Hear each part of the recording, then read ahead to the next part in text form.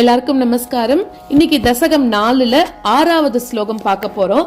5வது ஸ்லோகத்திலையும் தியானம் பத்தி தான் சொன்னார், இதுலயும் அந்த தியானத்தை பத்தி தான் சொல்றார். அதாவது பெருமாள் நான் உன்னோட திருமேனியை தியானிக்கிறதுனால என்ன ஆகிறது அப்படின்னாக்க, பெருமாள் நல்ல தியானம் பண்ண பெருமாள் கண்ணெதிரில் காட்சி கொடுக்கிறாருன்னு சொன்னார் இல்லையா?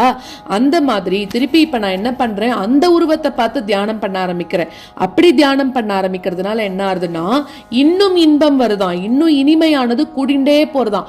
பார்க்க திகட்டாத உருவம் குருவாயூரப்பனோட உருவம். பெருமாள் என்னமோ இத்தினூண்டுக்கு இருந்தா கூட, ஆனா அவரை பார்த்துட்டே இருக்கணும்னு தோணும். நம்ம போய் அந்த குருவாயூரப்பன் கோயில நிக்கிறோம், 2 செகண்ட்ல நம்மள போப்போன்னு சொல்லி விட்டுடுறா. ஆனா கூட வெளியில வந்ததுக்கு அப்புறமும் அந்த 2 செகண்ட் நம்ம கண்ணுல என்ன வாங்கிட்டோமோ அதை அப்படியே நினைச்சு பார்த்துட்டே தானே இருக்கோம் இல்லையா? பார்க்கும்போது இன்னொரு தடவை போய் பார்க்கலாமா, இன்னொரு தடவை போய் பார்க்கலாமா, நம்மள 10 நிமிஷம் அங்க நிக்க வச்சா கூட நம்மளுக்கு போராது. ஏன்னா பெருமாளோட உருவம் அந்த மாதிரி, பெருமாளோட அந்த இது அப்பியரன்ஸ் அந்த மாதிரி திருப்பி திருப்பி நம்மள ஈர்ப்பார் பெருமாள். அதனாலதான் அவரை திருடன்னு சொல்றோம் நம்ம இல்லையா? திருடன் இன் த சென்ஸ் நம்மளோட மனசை திருடக்கூடியவர் குருவாயூரப்பன். அப்படி என்ன ஆகிறது, அப்படி ஒன்ன பார்த்து பார்த்து இன்பம் இனிமை கூடிண்டே போறதாம். அப்படியே என்ன பண்றதாம், தன்னோட மனசையே பறி கொடுத்துடுறாராம் பட்டதிரி. அப்படின்னா என்ன அர்த்தம்? இப்ப நான் சொன்ன மாதிரி அந்த பெருமாளை நம்ம பார்த்துட்டே இருந்தோம் அப்படின்னாக்க நம்ம மனசை திருடிடுவான் குருவாயூரப்பன். என்ன பாருன்னு நம்ம பின்னாடியே ஓடி வர மாதிரியே இருக்குமா, நம்ம மனசு குருவாயூரப்பன் பின்னாடியே போயிட்டே இருக்கும். அவ்வளோ ஒரு அழகு அந்த பெருமாள். அந்த மாதிரி பார்க்க எப்படி இருக்கு, நல்ல அடர்த்தியான பேரானந்தம் கிடைக்கிறதாம். இன்ப வடிவமாக இருக்கக்கூடிய உன்னோட திருமேனிய பரபிரம்ம ரூபமாகவே என்னோட மனசுல தானா விளங்குறது அப்படின்றார். அப்படின்னா என்ன அர்த்தம்னா, யாரு ஒருத்தன் அதாவது அந்த பெருமாளை உண்மையான முழுமையாக தியானம் பண்றானோ, பெருமாள் அவனோட மனசுக்குள்ள வந்துடுறாராம். நம்ம எல்லாருக்குமே தெரியும், நம்மளோட ஹிருதயத்துல ஒரு சின்ன ஒரு ஓட்டை இருக்கு.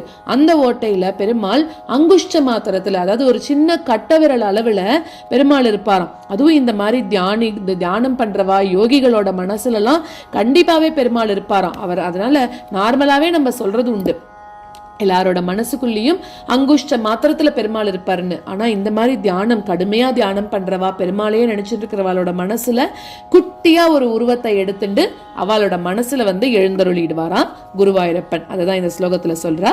ஸ்லோகத்தை பார்க்கலாம்.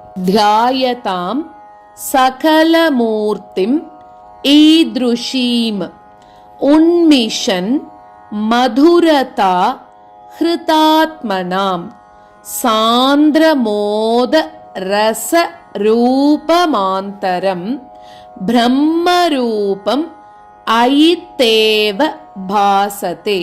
ध्यायतां सकलमूर्तिमीदृशीं ध्यायतां सकलमूर्तिमीदृशीं उन्मिषन् मधुरताहृतात्मनाम् उन्मिषन् मधुरताहृतात्मनां सान्द्रमोदरसरूपमान्तरं सान्द्रमोदरसरूपमान्तरं ब्रह्मरूपमयितेव भासते ब्रह्मरूपमयितेव भासते.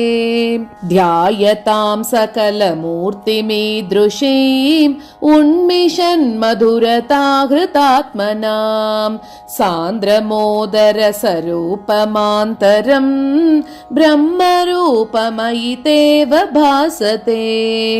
ध्यायतां सकलमूर्तिमीदृशीं उन्मिषन् मधुरताहृतात्मनां सान्द्रमोदरसरूपमान्तरं ब्रह्मरूपमयितेव भासते.